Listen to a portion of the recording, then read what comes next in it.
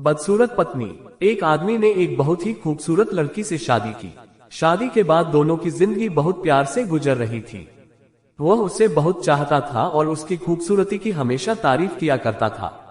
लेकिन कुछ महीनों के बाद लड़की चर्म रोग से ग्रसित हो गई और धीरे धीरे उसकी खूबसूरती जाने लगी। खुद को इस तरह देख उसके मन में डर समाने लगा कि यदि वह बदसूरत हो गई तो उसका पति उससे नफरत करने लगेगा और वह उसकी नफरत बर्दाश्त नहीं कर पाएगी। इस बीच एक दिन पति को किसी काम से शहर से बाहर जाना पड़ा। काम खत्म कर जब वह घर वापस लौट रहा था, उसका एक्सीडेंट हो गया। एक्सीडेंट में उसने अपनी दोनों आंखें खो दी, लेकिन इसके बावजूद भी उन दोनों की जिंदगी सामान्य तरीके से आगे बढ़ती रही।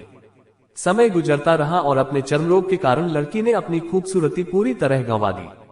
वह बदसूरत हो गई, लेकिन अंधे पति को इस बारे में कुछ भी पता नहीं था, इसलिए इसका उनके खुशहाल विवाहित जीवन पर कोई प्रभाव नहीं पड़ा। वह उसे उसी तरह प्यार करता रहा। एक दिन उस लड़की की मौत हो गई। पति अब अकेला हो गया था। वह बहुत दुखी था। वह उस शहर को छोड़कर जाना चाहता था। उसने अंतिम संस्कार की सारी क्रियाविधि पूर्ण की और शहर छोड़कर जाने लगा।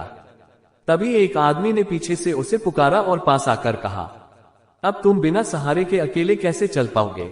इतने साल तो तुम्हारी पत्नी तुम्हारी मदद किया करती थी। पति ने जवाब दिया, दोस्त, मैं अंधा नहीं हूँ, मैं बस अंधा होने का नाटक कर रहा था, क्योंकि यदि मेरी पत्नी को पता चल जाता कि मैं उसकी बदसूरती देख सकता हूँ तो यह उसे उसके रोग से ज्यादा दर्द देता। इसलिए मैंने इतने साल अंधे होने का दिखावा किया।